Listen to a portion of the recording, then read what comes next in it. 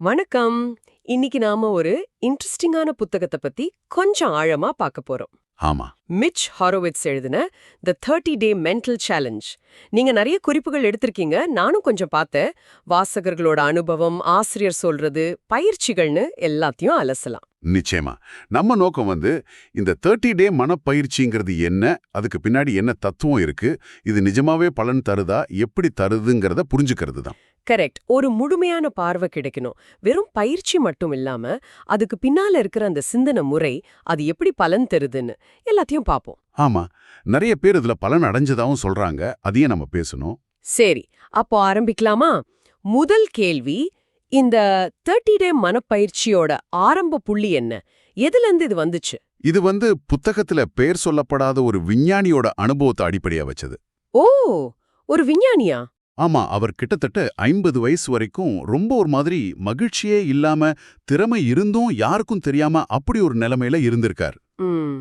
அப்புறம் William James மாதிரி பெரிய தத்துவஞானிகளோட புத்தகங்கள், அப்புறம் அந்த நியூ தாட்னு சொல்றாங்களே, அந்த மாதிரி விஷயங்களை படிச்சிருக்கார். ஓகே.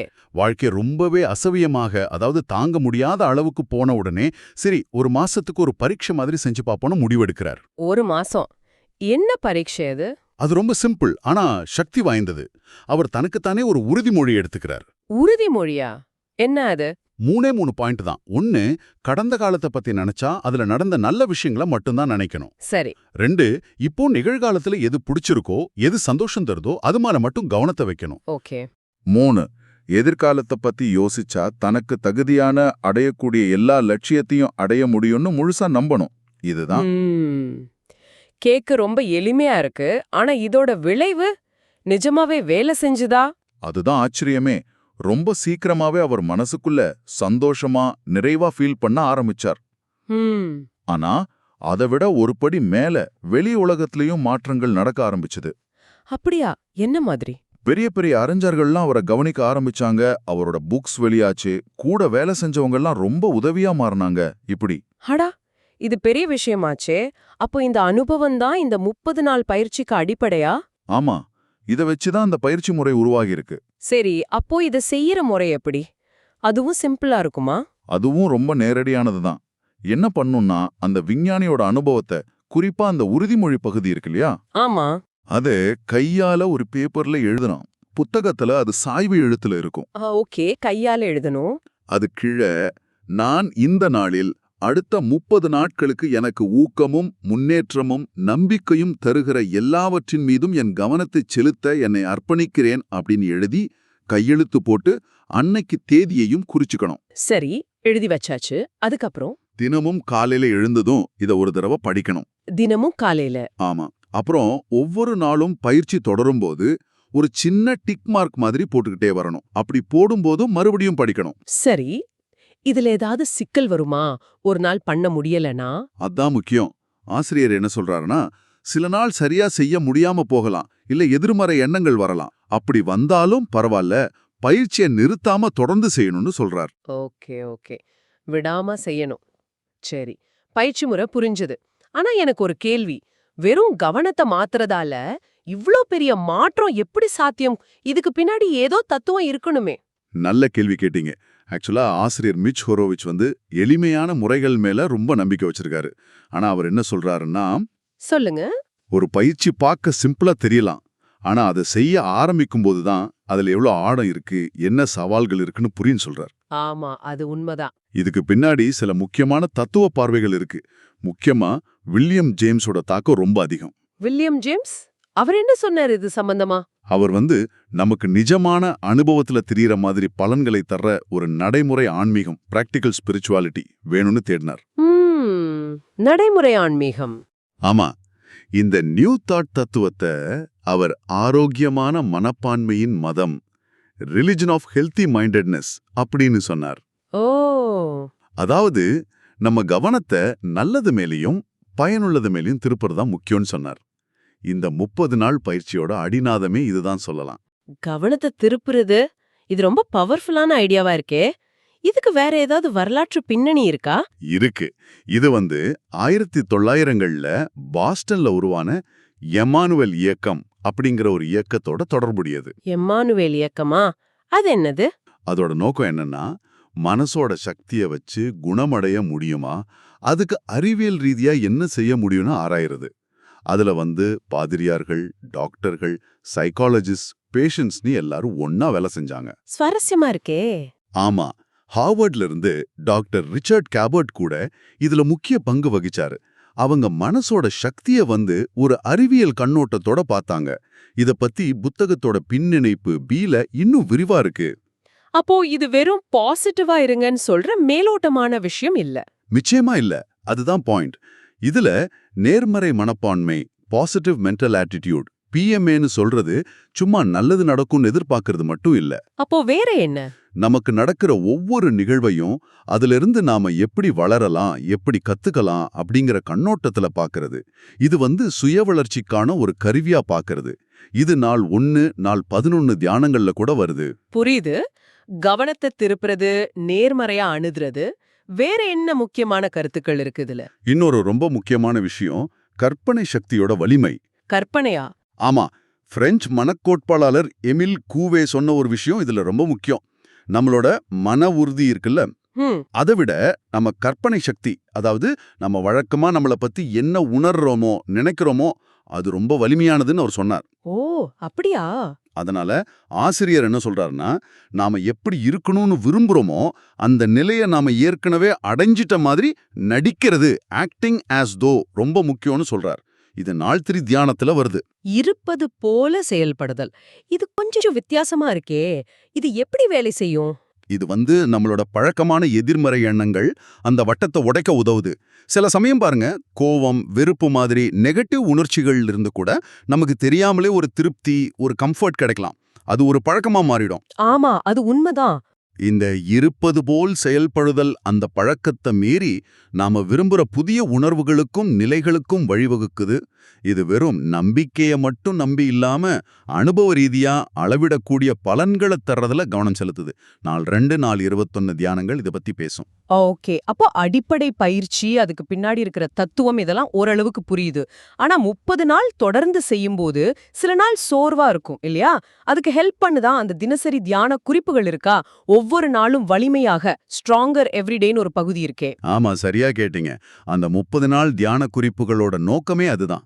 இந்த 30 நாள் பயணத்துல இருக்கும்போது நமக்கு பொதுவா வர்ற சந்தேகங்கள், தடைகள், இலக்குகளை எப்படி அணுகுறதுன்னு வழிகாட்டுறதுக்காக தான் அது. அது ஒரு சப்போர்ட் சிஸ்டம் மாதிரி. ஆமா, கரெக்ட். அது ஒரு குழு முயற்சியாவே டிசைன் பண்ணிருக்காங்க. நீங்க தனியா செஞ்சா கூட இதே மாதிரி நிறைய பேர் இந்த பயணத்துல இருக்காங்க அப்படிங்கிற ஒரு உணர்வை கொடுக்கும். அது நல்ல விஷயம். அதுல என்ன மாதிரி விஷயங்கள் பத்தி பேசுது? தினமும் ஒரே மாதிரி இருக்குமா? இல்ல. ஒவ்வொரு நாளும் ஒவ்வொரு முக்கியமான கருப்பொருளை எடுத்து பேசும். எல்லாத்தையும் விளக்க நேரம் பத்தாது. ஆனா சில முக்கிய வகைகளை சொல்லலாம். 1, நம்ம கிட்ட இருக்கிற அந்த உள் எதிர்ப்பு, இன்டர்னல் ரெசிஸ்டன்ஸ், எதிர்மறை பழக்கங்கள், அதை எப்படி ஹேண்டில் பண்றதுன்னு பேசும். உதாரணமா? நாள் 3ல பழக்கத்தை பத்தியும், நாள் 7ல நம்ம உள்ளுக்குள்ள வர்ற எதிர்ப்பை எப்படி நம்மள வலிமையாக்க பயன்படுத்துறதுன்னு சொல்லுது. அந்த இருப்பது போல் செயல்படுதல் உத்தி இங்க ரொம்ப உதவியா இருக்கும். சரி, தடைகளை தாண்டறது. வேற என்ன மாதிரி தீம்ஸ் இருக்கு? இன்னொன்னு கவனத்தோட சக்தியையும் விடாமுயற்சியோட முக்கியத்துவத்தையும் திரும்ப திரும்ப வலியுறுத்தும். நாள் 25ல எமர்சன் சொன்ன மாதிரி கவனத்தை ஒருமுகப்படுத்துறதும் தொடர்ந்து முயற்சி செய்யறதும் தனிப்பட்ட சக்திக்கு எவ்வளவு அவசியம்னு சொல்லுது. கவனமும் விடாமுயற்சியும். ஆமா, அதே மாதிரி நாள் 13ல ஜார்ஜ் குர்ஜிஃப் சொன்ன மாதிரி ஒரு இலக்குல விடாமுயற்சியா இருந்தா அதுக்கு நிச்சயமா பலன் கிடைக்குங்கிற ஐடியாவும் இருக்கு. ஓகே, 3வது வகை என்ன? 3வதா நம்ம சொந்த அனுபவத்தை நம்புறது எவ்வளவு முக்கியம்னு சொல்லும். நமக்கு எது நிஜமாவே சந்தோஷத்தை தருது, அதை நாம தான் கண்டுபிடிக்கணும். நாள் 14, நாள் 30 எல்லாம் இதை பத்தி தான் பேசும். ஆமா, மத்தவங்க சொல்றதை விட நமக்கு எது சரிப்படுதுன்னு பார்க்கணும். அதேதான். நாள் 17ல எல்லாரும் சொல்றாங்கன்னு ஏத்துக்காம கொஞ்சம் மாறுபட்டு சிந்திக்கவும் தூண்டும்.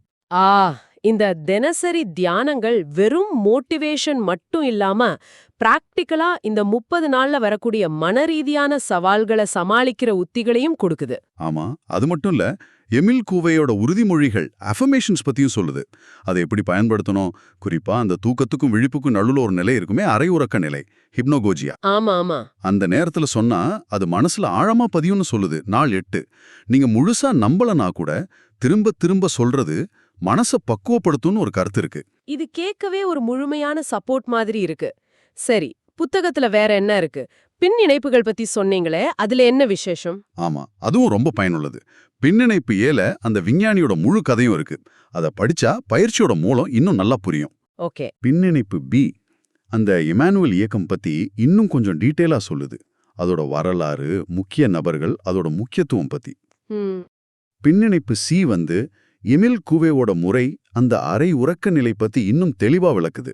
சில பின்னிணைப்புகள்ல நெவில் கோடால்டு மாதிரி வேற சில சிந்தனையாளர்களோட உத்திகள், உதாரணமா எதிர்காலத்திலிருந்து நினைவு கூறுதல், ரிமெம்பரிங் ஃப்ரம் தி எண்ட் பத்தியும் இருக்கு. சரி, தியரி, தத்துவம், பயிற்சிகள் எல்லாம் பார்த்தோம். ஆனா நிஜ வாழ்க்கையில இது வேலை செய்தா யாராவது பலன் அடைஞ்சிருக்காங்களா? அந்த மாதிரி அனுபவங்கள். நிச்சயமா அது பத்தியும் புத்தகம் பேசுது. பல வாசகர்கள் அவங்க அனுபவங்களை பகிர்ந்திருக்காங்க. ரொம்ப சுவாரஸ்யமா இருக்கு. சொல்லுங்களேன். சிலருக்கு விட்டுப்போன தியான பழக்கம் திரும்ப கிடைச்சிருக்கு. ஒருத்தருக்கு ரொம்ப நாளா முயற்சி பண்ணிட்டு இருந்த ஒரு கிராண்ட், அதாவது மானியம் கிடைச்சிருக்கு. ஆடா. சிலருக்கு தன்னம்பிக்கை, சுய ஏற்பு இதெல்லாம் அதிகமா இருக்கு. மனசு தெளிவா இருக்கு. கஷ்டமான நேரத்துல கூட நன்றியோட இருக்க முடியுதுன்னு நிறைய பேர் சொல்றாங்க. ஏதாவது ஒரு குறிப்பிட்ட கதை ஞாபகம் இருக்கா? 2 கதை ரொம்ப சுவாரஸ்யமா இருந்துச்சு. ஒன்னு கீத் மெட்னீல்னு ஒருத்தர். அவரு ஒரு டீச்சர். ம். அவருக்கு அந்த வேலை பிடிக்கல. பிரின்சிபல் வேலைக்கு முயற்சி பண்ணிக்கிட்டே இருந்திருக்காரு. கிடைக்கல. இந்த 30 நாள் பயிற்சியை தொடங்கின வெறும் 6 நாள்ல அவருக்கு அந்த பிரின்சிபல் வேலை கிடைச்சிருக்கு. என்னது? 6 நாள்லயா? நம்பவே முடியலையே. ஆமா, எனக்கும் ஆச்சரியமா இருந்துச்சு.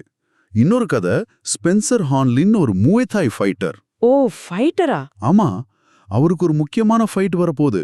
ஆனா கையில இருக்கிறது வெறும் 9 நாள் தான். அப்போ இந்த பயிற்சியை ஆரம்பிக்கிறார். ஆசிரியர் இங்க ரெட்ரோகாசாலிட்டின்னு ஒரு கான்செப்டையும் மென்ஷன் பண்றார். ரெட்ரோகாசாலிட்டியா? அது என்ன? அதாவது எதிர்காலத்துல நடக்க போற ஒரு விஷயத்து மேல நாம இப்போ தீவிரமா கவனம் செலுத்துறது, அந்த எதிர்கால நிகழ்வு நிகழ்காலத்தை பாதிக்கலாம் அப்படிங்கிற ஒரு ஐடியா. அது கொஞ்சம் சிக்கலானதானா? ஆனா ஸ்பென்சருக்கு என்னாச்சு? அவர் அந்த ஃபைட்ல ஜெயிச்சுக்கார். இது மாதிரி உறுதியான, சில சமயம் ஆச்சரியமான பலன்களும் கிடைச்சிருக்குன்னு சொல்றாங்க. வாவ், கேட்கவே ரொம்ப இன்ஸ்பைரிங்கா இருக்கு. அப்போ இந்த முழு பேச்சையும் சுருக்கமா சொல்லணும்னா, இந்த 30 டே மென்டல் சேலஞ்ச் புத்தகம் மூலமா நமக்கு கிடைக்கிற மெசேஜ் என்ன? சிம்பிளா சொல்லணும்னா, இது ஒரு எளிமையான ஆனா ரொம்ப சக்தி வாய்ந்த 30 நாள் மனப்பயிற்சி. நம்ம கவனம், அட்டென்ஷன் எங்க போகுதோ அங்கதான் நம்ம ஆற்றல் போகுது. ஆமா. அந்த கவனத்தை நாமே தேர்ந்தெடுத்து நமக்கு எது தேவையோ, எது நல்லதோ, எது முன்னேற்றம் தருமோ அது மேல வேண்டும் என்றே இன்டென்ஷனலா செலுத்துறது மூலமா நம்ம மனநிலையும், ஏன் நம்ம வாழ்க்கையில நடக்கிற யதார்த்தமான விஷயங்களையும் கூட மாத்த முடியும்னு இந்த புத்தகம் சொல்லுது. வெறும் நம்பிக்கையை மட்டும் சொல்லாம, ஆமா, வெறும் நம்பிக்கைய மட்டும் சொல்லாம, அதுக்கு ஒரு செயல்முறை, அதுக்கு பின்னாடி இருக்கிற தத்துவங்கள், தினசரி வழிகாட்டுதல், நிஜ உலக உதாரணங்கள்னு ஒரு முழுமையான அணுகுமுறைய கொடுக்குது. இதுல உங்களுக்கு ரொம்ப முக்கியமான அம்சமா எதுபடுது? எனக்கு என்ன தோணுதுன்னா, இது குருட்டு நம்பிக்கைய விட தனிப்பட்ட பரிசோதனைய வலியுறுத்துறது தான். இது எனக்கு வேலை செய்யுதா அப்படிங்கிற கேள்விய நீங்களே கேட்டுக்க சொல்லுது. ஆமான், முக்கியம். உங்க கவனத்துக்கு அவ்வளோ சக்தி இருக்கு, அத நீங்களே டெஸ்ட் பண்ணி பாருங்கன்னு சொல்ற மாதிரி இருக்கு. கவனம் செலுத்துற எண்ணத்தோட வலிமையையும் நாமளே நம்ம மேல சோதனை செஞ்சு பார்க்கறதோட முக்கியத்துவத்தையும் இது ஞாபகப்படுத்துது. ரொம்ப அருமையா சொன்னீங்க. இவ்வளவு நேரம் கேட்டுக்கிட்டு இருந்த உங்களுக்கும் எங்ககிட்ட இருந்து ஒரு சின்ன கேள்வி, இல்ல ஒரு சிந்தனை தூண்டல்னு வச்சுக்கலாமே. 30 நாள் உங்க பொதுமான கவனத்தை நேர்மறைய திருப்புறது இந்த மாதிரி பலன்களை தரலான்னா, ஒரே ஒரு குறிப்பிட்ட எண்ணத்தை மட்டும், உங்களுக்கு ரொம்ப ரொம்ப முக்கியமான ஒரே ஒரு எண்ணத்தை நீங்க தொடர்ந்து விடாப்பிடியா உங்க மனசுல வச்சிருந்தா, அது இன்னிக்கே இப்போ இருந்தே உங்க அனுபவத்தை எப்படி மாத்த ஆரம்பிக்கலாம் கொஞ்சம் யோசிச்சு பாருங்க.